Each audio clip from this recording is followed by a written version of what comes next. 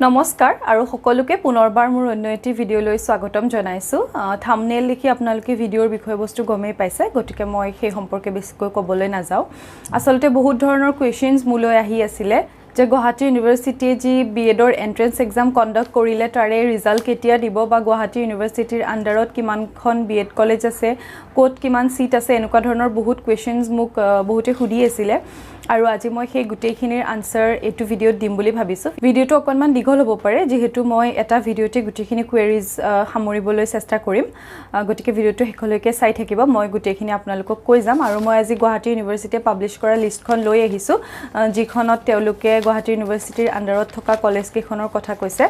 মই সকলোখিনি ডিটেইলছ আপোনালোকৰ লগত শেয়াৰ কৰিম গতিকে ভিডিঅ'টো আৰম্ভ কৰিছো আৰু প্ৰথমতে কওঁ যে ৰিজাল্ট কেতিয়া দিব এই বিষয়ে গুৱাহাটী ইউনিভাৰ্চিটিৰ ৱেবছাইটত এতিয়ালৈকে কোনো ধৰণৰ কথা উল্লেখ কৰা হোৱা নাই তেওঁলোকৰ ফালৰ পৰা মই চালু বহুতবাৰ কিন্তু তাতে মই একো ধৰণৰ ডিটেইলছ পোৱা নাই যে ৰিজাল্ট কেতিয়া দিব কিন্তু গুৱাহাটী ইউনিভাৰ্চিটিৰ যি একাডেমিক ক্যালেন্ডাৰ মোৰ হাতত আছে সেই অনুযায়ী 19 সেপ্টেম্বৰৰ পৰা ফাৰ্ষ্ট ইয়াৰৰ ক্লাसेছ ষ্টাৰ্ট হ'ব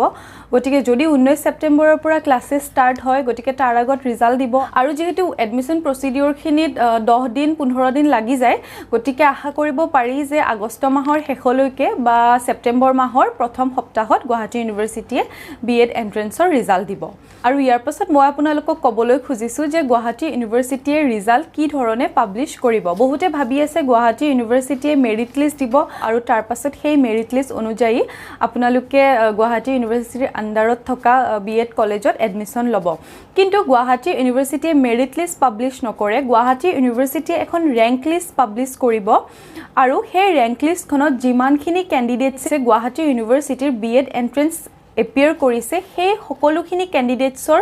মাৰ্কস থাকিব ৰেংক লিষ্টখনত জুনে আটাইতকৈ বেছি নম্বৰ পায় তেও ৰেংক 1 হ'ব আৰু জুনে আটাইতকৈ কম নম্বৰ পায় সেই অনুযায়ী তেনেকৈ ৰেংকটো কমি আহি থাকিব গতিকে এনেকুৱা ধৰণৰ এখন ৰেংক লিষ্ট গুৱাহাটী ইউনিভাৰ্চিটিয়ে পাবলিশ কৰিব আৰু তাত সকলোৰে ৰিজাল্ট থাকিব যিমানখিনি ক্যান্ডিডেটছে গুৱাহাটী ইউনিভাৰ্চিটিৰ এন্ট্ৰেন্স এক্সাম এপিয়াৰ কৰিছে তেওঁলোক সকলোৰে ৰিজাল্ট থাকিব আৰু সেই ৰেংক লিষ্টখন পাবলিশ কৰাৰ পিছতহে আপোনালোকে ইন্ডিভিজুৱেলি কলেজবোৰত এপ্লাই কৰিব লাগিব আৰু আপুনি কোনখন কলেজত এপ্লাই কৰিব হেতু আপোনাৰ নিজৰ চইচ হ'ব আৰু তাৰ পাছত প্ৰত্যেকখন কলেজে নিজৰ একোখন মেৰিট লিষ্ট পাবলিশ কৰিব আৰু সেই অনুযায়ীহে গুৱাহাটী ইউনিভাৰ্চিটিৰ B.Ed কলেজত এডমিশন হ'ব গুৱাহাটী ইউনিভাৰ্চিটি এন্ট্ৰেন্স কণ্ডাক্ট কৰি কোনো ধৰণৰ কাট অফ মাৰ্ক নিদিয়ে বা কোনো ধৰণৰ মেৰিট লিষ্ট পাবলিশ নকৰে তেওঁলোকে জাস্ট এখন ৰেংক লিষ্ট পাবলিশ কৰিব আৰু সেই ৰেংক লিষ্টৰ ভিত্তিত আপোনালোকে আপোনালোকৰ পছন্দৰ কলেজত এপ্লাই কৰিব পাৰিব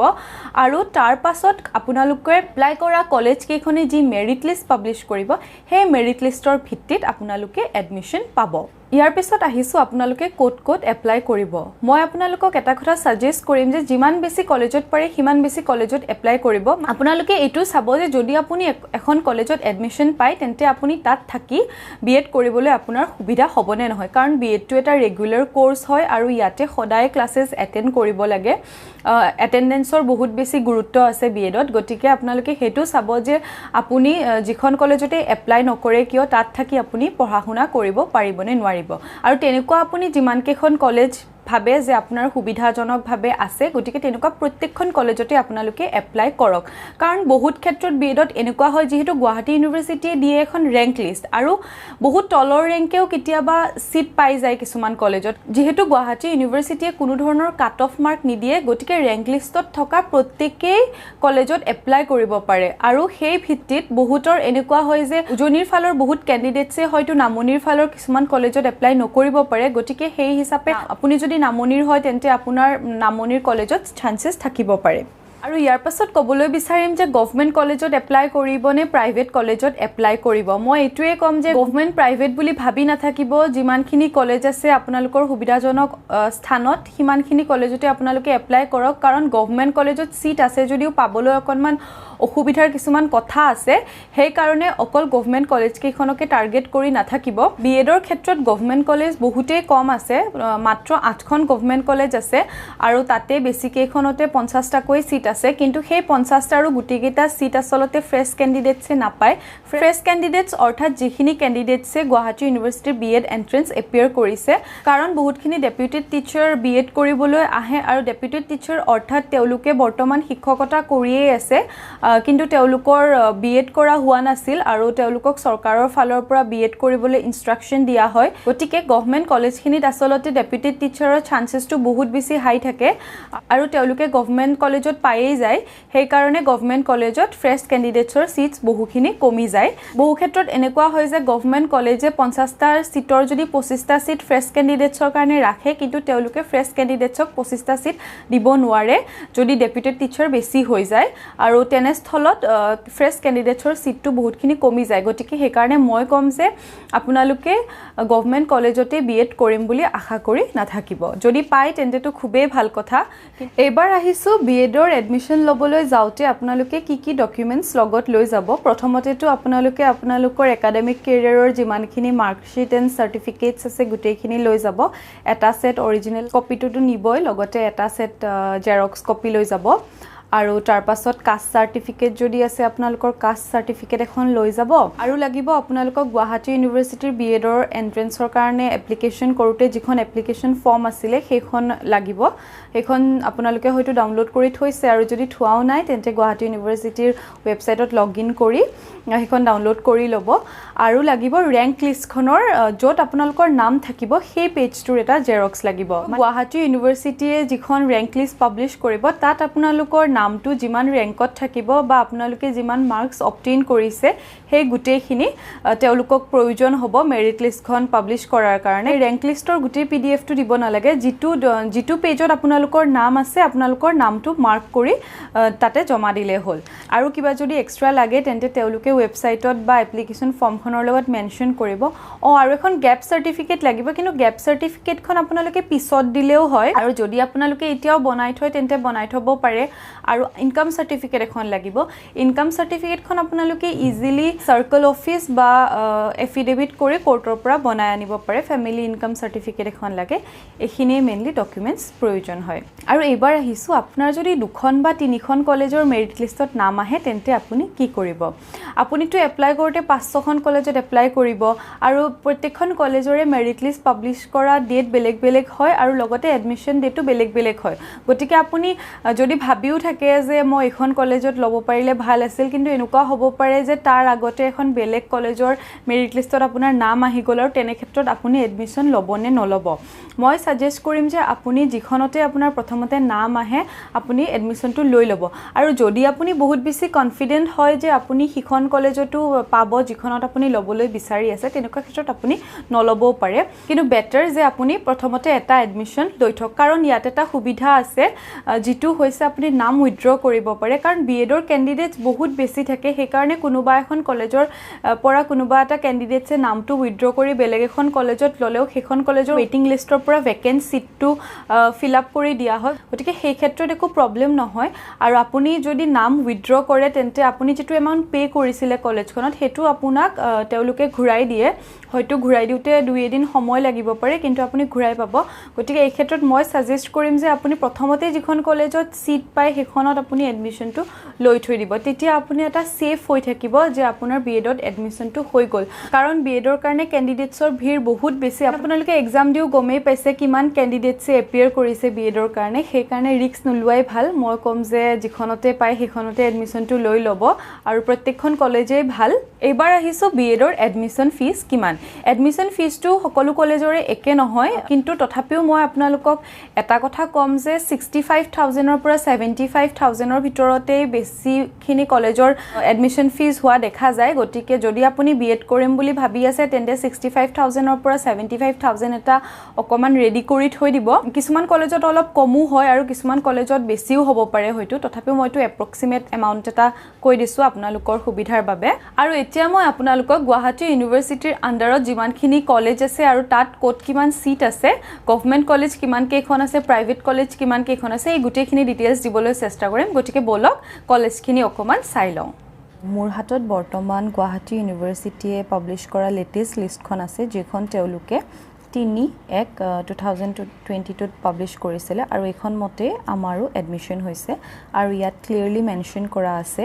যে it is notified for information of all concerned that the list of affiliated B.Ed colleges recognized by NCT under Gauhati University as on 3/1/2022 are mentioned below. গতিকে বৰ্তমান গুৱাহাটী ইউনিভাৰ্চিটিৰ আন্ডাৰত NCT recognized একেখনে B.Ed colleges আছে আগতে আৰু কিছুমান আছিলে কিন্তু কেইখনমান হয়তো এবাৰ নাই আৰু আপোনালোকে গুগলত সাৰ্চ কৰিলে সেইসমূহ কলেজৰ নামো হয়তো পাব পাৰে কিন্তু সেইখিনি হয়তো এটা নাথাকিব পাৰে গতিকে আপোনালোকে এই লিষ্টখন এবাৰ চেক কৰি ল'ব আৰু এইখন লিষ্ট মতে গুৱাহাটী ইউনিভাৰ্চিটিৰ আন্ডাৰত বৰ্তমান 39খন B.Ed colleges আছে আৰু তাৰে 8খন হৈছে গভৰ্ণমেণ্ট কলেজ গতিকে প্ৰথমতে মই গভৰ্ণমেণ্ট কলেজখিনিৰ কথা আপোনালোকক কৈ দিছোঁ আৰু তাৰ পাছত আমি প্ৰাইভেটখিনিৰ বিষয়ে আলোচনা কৰিম গভৰ্ণমেণ্ট কলেজ আছে একেখন প্ৰথমখন হৈছে ডায়েট আছে 3খন প্ৰথম ডায়েটখন হৈছে শোণিতপুৰ আৰু তাৰ পিছৰখন দুধনৈ গোৱালপাৰা দুধনৈ আৰু থাৰ্ডখন হৈছে কামৰূপ মিৰ্জা গতিকে এই তিনিওখনতে 50K সিটস আছে আৰু তাৰ পিছৰখন হৈছে গভৰ্ণমেণ্ট BT কলেজ গোৱালপাৰা আৰু ইয়াতে 100 সিট আছে কিন্তু এইখিনিতে আপোনালোকে মন কৰিব মই অলৰেডি আপোনালোকক কৈছোঁ যে যদিও গুৱাহাটী ইউনিভাৰ্চিটিৰ গভৰ্ণমেণ্ট কলেজ কেইখনৰ আন্ডাৰত সিট থাকে কিন্তু তেওঁলোকে বেছিখিনি সিট আসলতে ডেপুটেড টিচাৰক দিয়ে সেই কাৰণে সিট জেনাৰেল ক্যান্ডিডেটছৰ কাৰণে কমি যায় ফ্ৰেশ ক্যান্ডিডেটছৰ কাৰণে সেইকাৰণে এইটো কথা অকনমান মন কৰিব কাৰণ যোৱা বছৰ মিৰ্জাৰ এখন যি ডায়েট আছে তাতে মই নিজে এপ্লাই কৰিছিলোঁ আৰু ইয়াতে যদিও 50 সিট আছে কিন্তু ফ্ৰেশ ক্যান্ডিডেটছক তেওঁলোকে 10টা সিটহে দিছিলে গতিকে 10টা সিটৰ কাৰণেহে ফ্ৰেশ ক্যান্ডিডেটছ তেওঁলোকে লৈছিলে আৰু বাকি কেইখনৰ কথা মই নাজানো যেহেতু মই নিজে এপ্লাই কৰা নাছিলোঁ আৰু এটো আপোনালোকে গুৱাহাটী ইউনিভাৰ্চিটি যেটা ৰেংক লিষ্ট পাব্লিছ কৰিব তাৰ পাছত তেওঁলোকে এটো তেওঁলোকৰ ৱেবছাইটত দি দিয়ে কিমানখিনি সিট তেওঁলোকে ফ্ৰেশ ক্যান্ডিডেটছৰ কাৰণে ৰাখে আৰু তাৰ পিছৰ গভৰ্ণমেণ্ট কলেজ কেইখনৰ বিষয়ে এবাৰ কৈ দিছোঁ এইখন আছে government Banikanta college of teacher education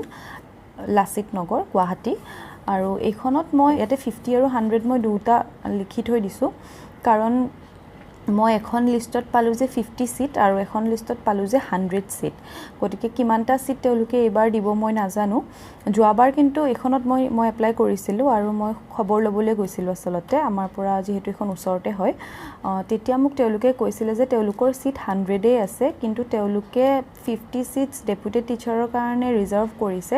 আৰু 50টা সিট তেওঁলোকে ফ্ৰেশ ক্যান্ডিডেটছৰ বাবে ৰাখিছে কিন্তু লাষ্টত যেতিয়া তেওঁলোকে মেৰিট লিষ্ট পাব্লিছ কৰিলে তেতিয়া মাত্ৰ 17টা সিট তেওঁলোকে ফ্ৰেশ ক্যান্ডিডেটছক দিছে আৰু 17টা সিটৰ মাত্ৰ 8টা সিটহে আনৰিজাৰ্ভ ক্যাটেগৰীৰ বাবে আছিল গতিকে আপোনালোকে গভৰ্ণমেণ্ট কলেজ কেইখনত এপ্লাই কৰাৰ আগত অকনমান সাৱধান হ'ব আৰু সেই কাৰণে মই বাৰে বাৰে কৈ আছো যে সকলোতে এপ্লাই কৰিব যিমানখিনি কলেজত আপোনালোকে এপ্লাই কৰিব পাৰে আৰু গভৰ্ণমেণ্ট কেইখনক বৰ বেছি আশা নকৰিব আৰু নেক্সটখন হৈছে government college of teacher education CTE Tezpur এইখনত 100 সিট আছে একেখনৰ বিষয়ে মই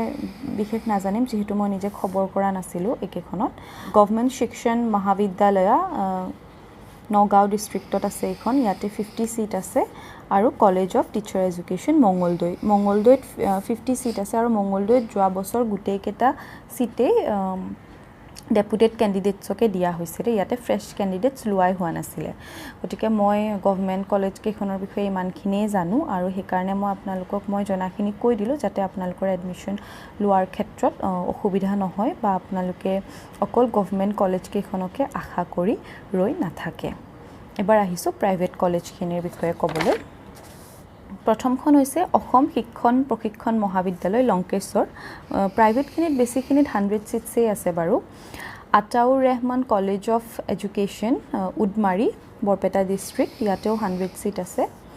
next Baihata Chariali B.Ed college Baihata Chariali ইয়াতেও 100 বজালি টিচাৰ্ছ ট্ৰেইনিং কলেজ ইয়াতেও 100 সিটছ আছে next Barnagar B.Ed college Harbhog এইখনত 50 সিট আছে বৰপেটা BT কলেজ বৰপেটা ইয়াতে 100 সিটছ আছে Next, Biswanath College of Education, Biswanath Sariali, 100 seats. Bongaigaon B.Ed College, Bongaigaon, 100 seats. College of Education, Boku, Kamrup District, 100 seats. College of Education, Christian Basti, 50 seats. College of Education, Morigaon, 100 seats. College of Education, Nagaon, 100 seats. Dokhin Gauhati B.Ed College, Photasi Lambari, 100 seats. Deomornoi B.Ed College, Deomornoi, Dorong, 100 seats. Thuburi PGTT College, Thuburi, 100 seats. Ekekhonar bikhoye moi already kolu government college kekhon. Dr. Anita Borwa Sharma College of Education, Gauhati, 100 seats. Dr. SR Teachers Training Research Institute, Samota, Nolbari, 50 seats. Ekekhon government college bikhoye moi already koi dilu. KRD College of Education, Soigaon, 100 seats. Koliabor College of Education, 100 seats. National Institute for Teachers Education, Khetri, 100 seats. Pragjyotis B.Ed College, Posoria, 100 seats. RC Sohoria Teachers Training College, Tongla, 100 seats. Rongia Teachers Training College, 100 seats. Moi bortoman ekhonot pঢ়ি আছো. Sipajhar B.Ed College, 100 seats.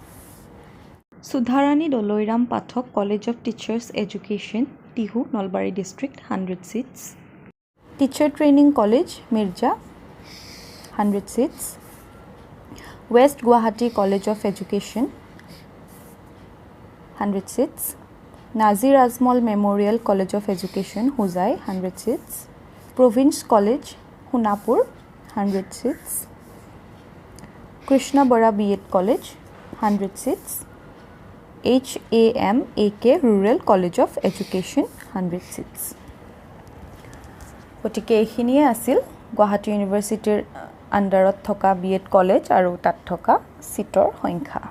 So মূলৈ B.Ed সম্পৰ্কত যিখিনি কোৱেৰিজ আহি আছিল সেইখিনি মই এটো video discuss কৰিবলৈ চেষ্টা কৰিলো। লগতে মই কলেজখিনিৰ ডিটেইলছখিনি আপোনালোকক দি দিলো আৰু আপোনালোকে যিকেখন কলেজত এপ্লাই কৰিব খুজে প্ৰত্যেকখন কলেজৰে ইন্ডিভিজুৱেল ৱেবসাইট সাৰ্চ কৰিলেও তেনেকৈ আপোনালোকে ডিটেইলছ ল'ব পাৰিব বা আপোনালোকৰ যদি চিনাকি আছে তেন্তে আপোনালোকে তেনেকেও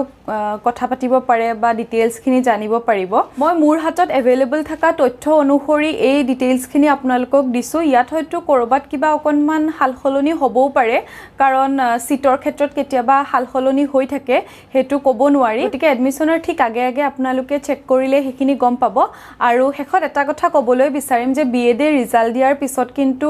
এডমিশনলৈকে বহুত বেছি দিন সময় নিদিয়ে কাৰণ যোৱা বছৰ আমাৰ তেনেকুৱা হৈছিল ৰিজাল্ট দি দিয়াৰ ৩-৪ দিনৰ ভিতৰতে